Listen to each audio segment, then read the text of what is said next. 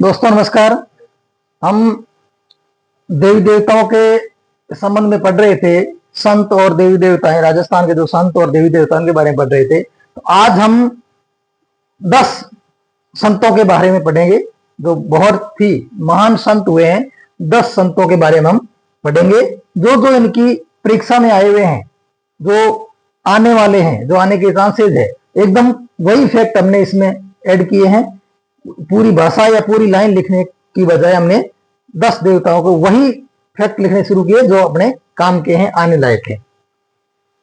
पहले है संत सुंदरदास जी। संत जो सुंदरदास जी है वो दादू जी के शिष्य थे। दादू जी जो मीरा जी के गुरु थे उनके शिष्य थे ये सुंदरदास जी। ग्रंथ इनका है ज्ञान सवैया या सुंदर विलास और ज्ञान समुद्र। दूसरे 2-3 और भी है, उन सब के आगे सुंदर सुंदर लगा हुआ है। तो ये ज्ञान सवैया और सुंदर विलास ये बहुत ही महत्वपूर्ण है। सुंदर विलास आ सकता है और ज्ञान समुद्र ये 2 इनके ग्रंथ है। किनके? सुंदरदास जी के। भाषा इनकी कौन सी थी? भाषा इनकी खड़ी बोली थी, यानी ब्रज भाषा और खड़ी बोली थी। और कार्यस्थल इनका था, जन्म उनका जैसे दौसा में हुआ तो कार्यस्थल दौसा, नारायणा ये जयपुर के पास में है।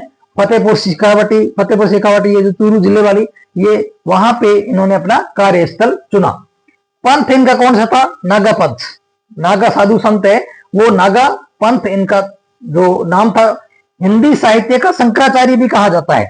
शंकराचार्य कौन होते हैं? प्रकांड ज्ञानी। बहुत बड़े संतों को जो उपाधि दी जाती है वो शंकराचार्य की उपाधि होती है। तो हिंदी साहित्य का जो शंकराचार्य है वो किनको कहा जाता है? सुंदरदास जी को। किसको कहा जाता है? सुंदरदास जी को। 1997 में 2 रुपए का डाक टिकट भी जारी किया इन पर। किन पर? सुंदरदास जी पर। 5 प्रमुख इनके शिष्य थे। कौन कौन से? दयाल दास, श्यामदास, दामोदर दास, निर्मल दास, नारायण दास। इनको बड़े थंबे भी कहा जाता है। ये इनके जो 5 शिष्य है इनको बड़े थंबे भी कहा जाता है। प्रधान जो थांबा है वो फतेहपुर जो चूरू वाला है, फतेहपुर शेखावाटी वाला वो थांबा है, इसलिए उस थांबे को सुंदरदास फतेहपुरिया थांबा भी कहा जाता है। ये हो गया संत सुंदरदास जी। बस इतने से फैक्ट है, इतना याद कर लो। अगला संत है हमारे रज्जब जी। रज्जब जी ऐसे फेमस है कि जब ये शादी करने के लिए जा रहे थे तो इन्होंने अपने गुरु के प्रवचन सुन लिए और उनके बाद में जो सुन करके वो साधु बन गए और जीवन भर दूल्हे के वेश में ही रहे। तो देखो संत रज्जब जी, जन्म इनका हुआ सांगानेर जयपुर में, मृत्यु भी वहीं हुई सांगानेर में। इसलिए सांगानेर जो पीठ होती है इसको प्रधान पीठ है कहा जाता है। विवाह के लिए जाते समय इन्होंने, ये भी दादू जी के शिष्य थे, इन्होंने विवाह करते जाते टाइम दादू जी के उपदेश सुन लिए और सुन करके उनके शिष्य बन गए और जीवन भर दूल्हे की वेश में ही उन्होंने अपना जीवन वितरण किया। यानी शादी नहीं करी, वो शादी करने जा रहे थे लेकिन दादू जी के प्रवचन सुन लिए और प्रवचन सुन के वहीं पे वो दादू जी के शिष्य बन गए और दादू पंथी को आगे बढ़ाया, दादू जी के प्रवचनों को आगे बढ़ाया। लेकिन दूल्हे के वेश में, जब तक वो उनकी मृत्यु नहीं होगी तब तक वो दूल्हे के वेश में ही रहे, क्योंकि वो शादी की ही नहीं थी उन्होंने। तो विवाह के लिए जाते समय दादू जी के उपदेश सुनकर शिष्य बन गए और जीवन भर दूल्हे के वेश में रहते हुए दादू के उपदेशों का प्रचार प्रसार किया। और इनकी 2 किताबें थी या ग्रंथ है, एक तो है रज्जब वाणी और दूसरी है सर्वंगी। ये 2 इनके ग्रंथ है। किनके? रज्जब जी के। रज्जब जी के 10 शिष्यों का उल्लेख भी मिलता है। वो कहां मिलता है? एक भक्तमाल नाम का एक ग्रंथ है, भक्तमाल नाम का ग्रंथ है जो राघव दास जी ने लिखा था। तो ये हो गया, हमारे दूसरे संत भी कंप्लीट हो गए। तीसरे हैं भक्त कवि दुर्लभ जी। भक्त कवि दुर्लभ ये, इनका जो जन्म है वागड़ में हुआ। ये कृष्ण भक्त थे। कार्य स्थल इन्होंने बनाया बांसवाड़ा और डूंगरपुर को, इसलिए इनको राजस्थान के नरसिंह भी कहते हैं। नरसिंह कौन से? कृष्ण के अवतार थे। नरसिंह जो थे जो नानी बाई का मायरा भरा था, वो नरसिंह है, लेकिन इनको राजस्थान के नरसिंह भी कहा जाता है। किनको? भक्त दुर्लभ जी को। किनको कहा जाता है? दुर्लभ जी को। अब है संत राणाबाई। संत राणाबाई है, इनका जन्म हरनवा मकराना नागौर में हुआ था, जाट परिवार में।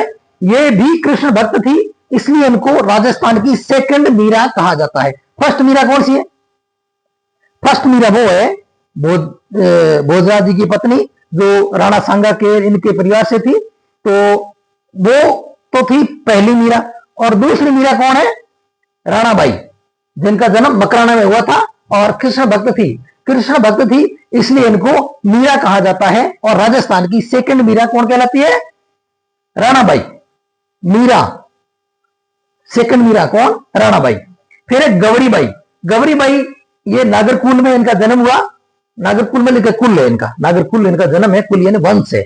और डूंगरपुर में जो डूंगरपुर स्थान है वहां पे जन्म हुआ। वागड़ की मीरा भक्ति रस के कारण, ये किसकी मीरा थी? राजस्थान के नरसिंह थे वो। और राजस्थान की सेकंड मीरा कौन थी? राणाबाई।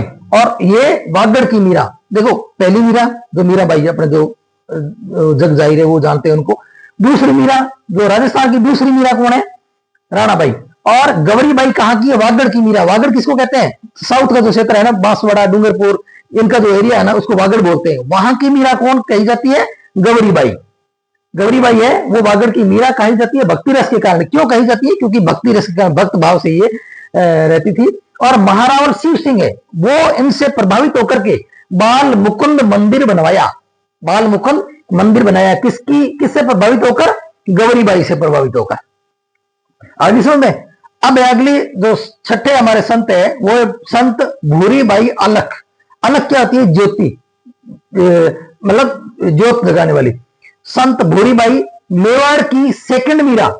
मेवाड़ की सेकंड मीरा, देखो मेवाड़ की सेकंड मीरा, ये वागड़ है ना, ये मेवाड़ में आता है। तो ये मेवाड़ की सेकंड मीरा, जो ये तो होगी वागड़ की मीरा, ये होगी मेवाड़ की सेकंड मीरा। निर्देश इनका चुप। इनका ये निर्देश था कि किसी भी काम के अंदर चुप रहो, चुप रह करके अपने काम करते रहो, शांति से अपना काम करते रहो, ताकि वो काम आसानी से होता रहे। ये हो गया संत भूरीबाई। कहां की ये? इनका क्या था? चुप रहना। और मेवाड़ की सेकंड मीरा। ये बहुत ही छोटी छोटी चीजें हैं और दिमाग में बिठाने वाली है। क्योंकि देखो राजस्थान की सेकंड मीरा, राजस्थान की पहले मीरा कौन सी है? वो जो मीरा दूसरी जो पहली मीरा हुई वो। और वागड़ की मीरा कौन है? गौरीबाई। और मेवाड़ की सेकंड मीरा कौन सी है? भूरीबाई। अब संत मावजी, संत मावजी कौन थे? वागड़ के संत। इनको वागड़ के संत भी कहा जाता है। जो संत मावजी है इनको वागड़ के संत कहा जाता है। इनका जन्म साबला डूंगरपुर में हुआ। कहां पे हुआ? साबला डूंगरपुर में। और बेणेश्वर धाम की जो स्थापना है वो किसने किया था? संत मावजी ने, जो डूंगरपुर के रहने वाले थे। डूंगरपुर में इनका, वागड़ में इनका जन्म हुआ। अब है आचार्य भिक्षु स्वामी। आचार्य भिक्षु स्वामी, ये 13 इनके जो इसके टाइम में 13 जो साधु संत थे उन सबको मिलाकर, इनके टाइम में 13 साधु संत थे, उनको मिला करके इन्होंने 13 पंथ, जैन श्वेतांबर 13 पंथ की स्थापना करी। जो 13 पंथी जैन श्वेतांबर होते ना, उनकी स्थापना करी।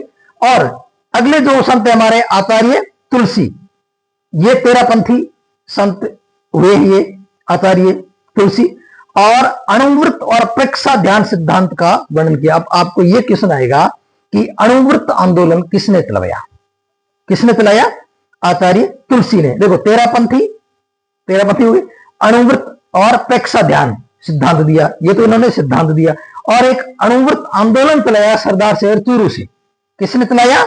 आचार्य तुलसी ने।